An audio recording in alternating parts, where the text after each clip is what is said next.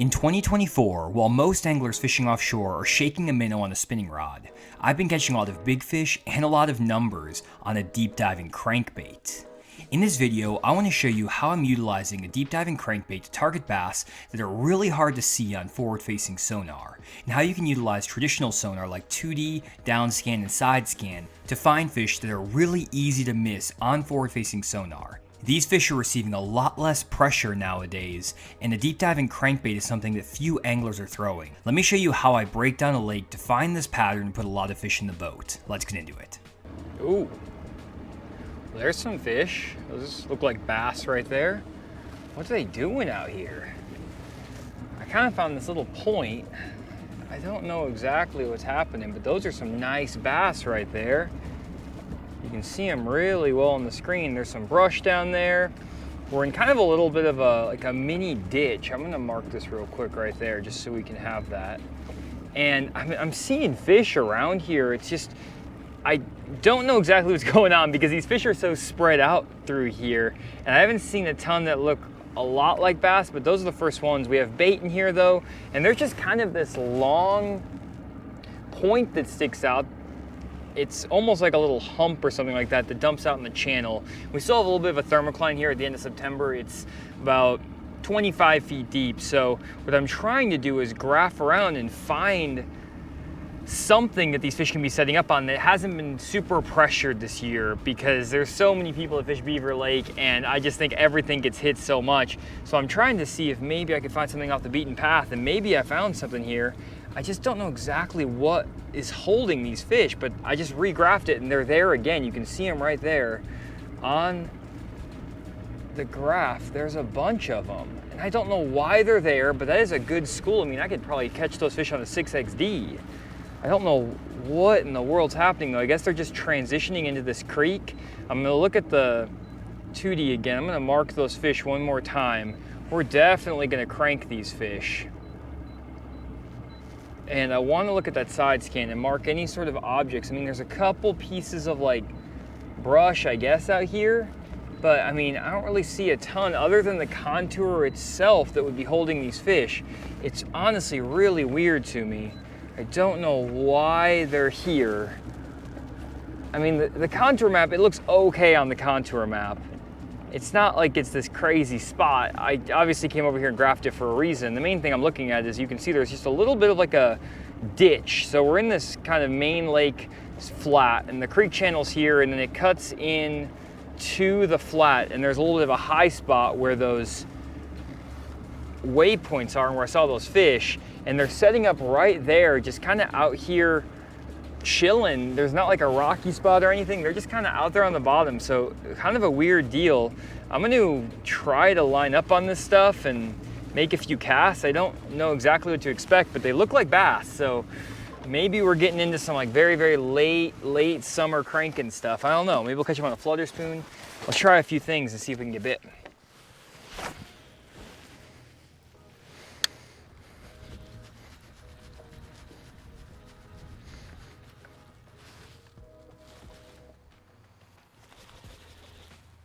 I got one? I think I got one. Yeah, I got one. Cranking out here. What in the world? Not a big one. There's a bunch of them with it. Just a little spotted bass, but found these fish out here on the crankbait. That's crazy. There's some better ones down there too. Okay, that's pretty cool. 6XD. Right down there. Let me get this camera wiped off. Well, there we go. I honestly didn't see anything on the forward facing when I was throwing up there. Like maybe you can see like one or two fish up there, but I honestly was just throwing at a waypoint that I had marked up here and wasn't even seeing fish. And so that's why I was surprised that when that fish ate it, it was kind of small, but there's another one. I can't see these fish on the forward facing at all. I'll show it to you, but I literally can't see them. It's a good one too. I'm just throwing at a waypoint right now. I don't know what is up there, why they're up there, but that's a freaking good one for beaver. It's a really good largemouth.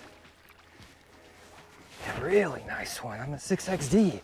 Well, apparently we just need to turn that forward facing off and just throw the crankbait old school style, because that's what's getting it done right now. Look at that right there, beautiful fish, solid 2-pounder, really nice beaver fish. Well, there we go. I honestly don't know what is down there, guys, that's holding these fish. It is confusing me because I didn't see anything on active target. I switched to my mapping just to show you what I'm looking at here. I honestly have mapping pulled up on my little screen here, and I'm just throwing at the waypoint I made. There's some stumps and stuff, but I mean, that's 2 casts in a row on this crankbait, and I don't know what exactly is going on. I'll look around a little bit more, but I'm just gonna stay spot locked and bomb this crankbait a few more times to see if I can pick off a few more fish, because obviously wherever I drop that waypoint is where those fish are. So I'm not gonna overthink it too much for the moment. I'm just gonna keep cranking. Oh my goodness, that's probably the school I pulled off when I caught him on the crankbait. Look at that right there, guys. That's wild. Let me pull out my tush and the spunk shad and see if I can fire on those things. There's fish all over out here now. I don't know if they're about to bust on the surface over here. I don't know what's going on with that. I don't know if I just pulled all these fish up or if they were out here. I didn't see them earlier on the graph. Look at all those fish. They're going crazy. I know I need to fire in this waypoint too. There's just a lot of activity going on out here, guys. It's wild. This spot is freaking loaded with them. And I don't know why. I guess it's just that ditch. It's just that contour. All it is, I guess. Got him. Good night. Not a big one, I don't think, but another fish here. What you got? Oh, just a little guy. Little spotted bass on a big old crankbait. But I've been throwing a bunch of different stuff at these fish, guys. I just got done throwing like 3 different baits, just a little spotted bass, and I cannot for the life of me get them to eat anything but a crankbait, throwing at that one waypoint. And I try to look over there with forward facing. That's what it looks like I'm forward facing right now. So I don't know why there are fish there. It's not like I'm seeing like fish all over the place. I just smashed it right there. I guess those are the fish down there. I guess. Right there? Maybe? I don't know, it's so weird. Okay, so I'm changing up angle now on these fish, guys, and I've given up on looking at them on forward-facing sonar. I don't know why they're up there, and I think that that's pretty fascinating because it just goes to show that you can't 100% rely on forward-facing sonar. A lot of times, old school graphing techniques, 2D sonar downscan, they can reveal stuff that, oh, I just smashed it. The forward-facing sonar may not be able to show you, so I think that that's pretty cool. I don't know about you guys, but I'm just lining up on this spot with this deep diving crankbait. I don't think there's a ton of fish down there. When we graphed it, there's only a handful, but it's cool that we have a potential pattern here, and we may be able to find another area like this just in the same area, and we're probably gonna try to replicate this, because one thing I know about beaver is that if they're doing something in one little section of the lake, there's probably 1 more or 2 more spots just like it somewhere. So we're gonna keep fishing this for just a minute, and after that we're gonna roll on and we're gonna try to find another spot like this.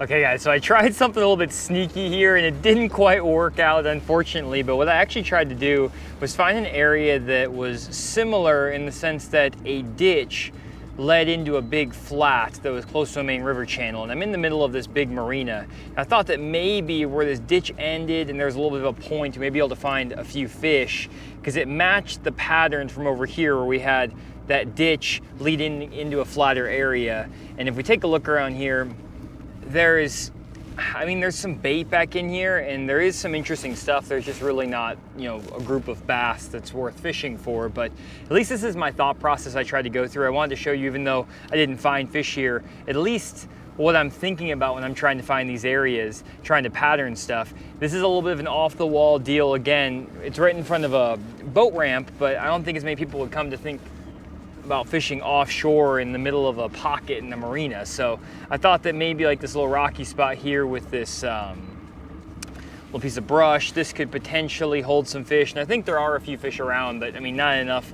stacked up for me to catch them like I want to. So we're gonna keep rolling. It was a good try at least. There's a few other spots I kind of am thinking about as we move back up through this area. They're more in this direction. There's a couple more of these little kind of ditches that cut in like this. So we're gonna run a few of those. You can see that there's a handful of them in this area. So I'm hoping that one of these little ditches or deals is going to end up holding some fish. So we're gonna keep graphing them and hopefully we'll find some fish. Finding bass offshore with a fish finder can be a frustrating process, especially if you don't have the right settings on your fish finder. You could graph over a great school of fish, but with the wrong settings, you could completely miss it. That's why I created sonar settings guides and put them on my website, fishthemoment.com. These are the settings I've used on all the different fish finders I've had on my boat over the years.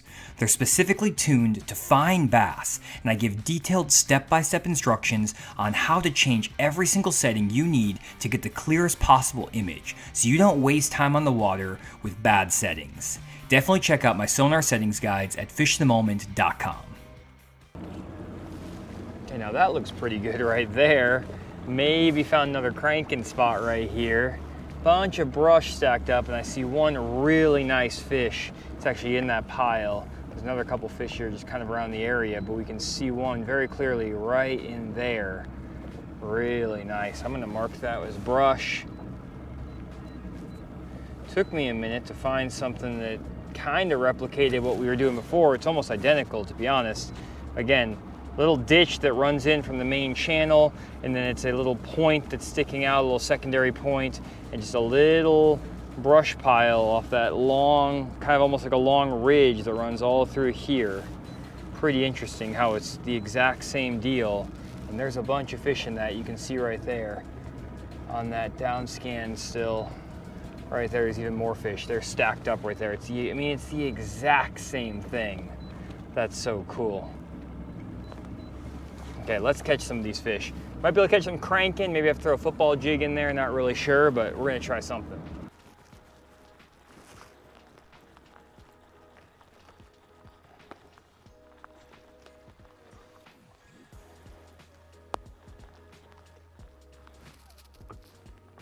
Got him, here we go. Out of this pile, good one too. Uh-oh, I don't know how good it is. Oh, it's a nice one. Get up here, yes. Peeing on me, it's already wet in the boat though, it's raining, and these fish are biting, oh my goodness. Nice fish right there, guys. Oh, cranking these fish, beauty, 2 1/4 pounder. There's more down there too. There we go, guys, got that fish on the Blitz Magnum EXDR by OSP. 30-foot diving crankbait, it's my new favorite crankbait by far. Gets so many bites, and basically what I'm doing right now is I'm repositioning after that fish catch, because when I was casting on that first cast, I actually was pulling my bait right basically into the brush pile you can see on the screen there. So I'm trying to position my boat so that I'm not actually casting over the top of the brush pile. I want to be casting into that school cleanly. So that school is right ahead of me here, kind of. So I'm gonna get lined up here again on that little school icon so I'm not hitting that brush pile. Okay, so we're lined back up here, and that school of fish, kind of hard to see on scope, but it's right in there, looks like, at least. Fire over there. These schools are really hard to see right now on active target because they're so tight to the bottom. I can see them when I'm graphing with 2D sonar, down imaging. I just can't see them that well on the scope because, again, they're just so tight down there. So that's actually a good thing a lot of times, because it just means that less guys are going to find these fish. I kind of have them a little bit more to myself. I don't want to cast in the middle of that brush pile, so we're going to try to stay away from that and just try to get a cast right down the chute here without hitting that brush pile. One thing that's kind of interesting call out is that a lot of these fish today are suspended up. You can see all the shad and all these groups of fish are just kind of out here suspended.